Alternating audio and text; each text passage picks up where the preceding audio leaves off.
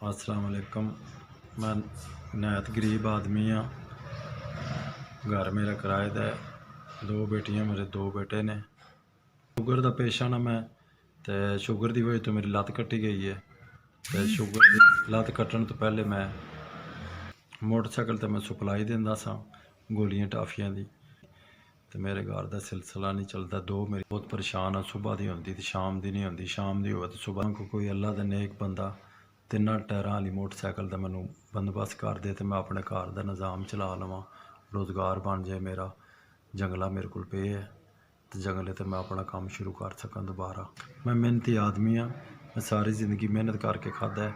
तो मेरे को हुण घर नहीं बैठा जावां। जे बैठा भी तो मेरे को घर का निज़ाम नहीं चलता। तो मैं मोटरसाइकिल वेच के तो अपना इलाज लूज तो कराया सी।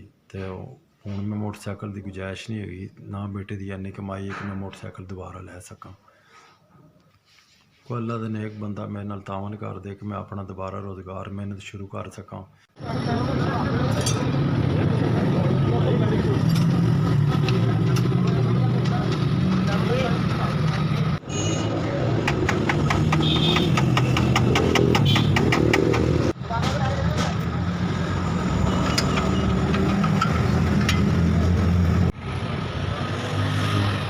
हो गया यार, वो रखा है ने भाई ने वो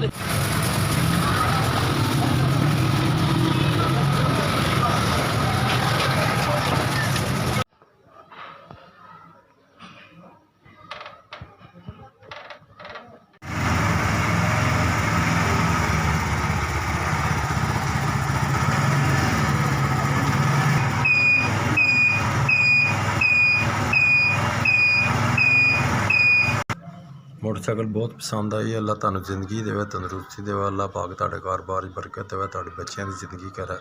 मैं बहुत खुश हाँ। मेरा कारोबार चल जाएगा, मेरे बच्चों की रोटी रोज़ी चल जाएगी। बहुत शुक्रिया, बड़ी मेहरबानी। अल्लाह तुहानू खुश देवे, जज़ा देवे। बहुत शुक्रिया।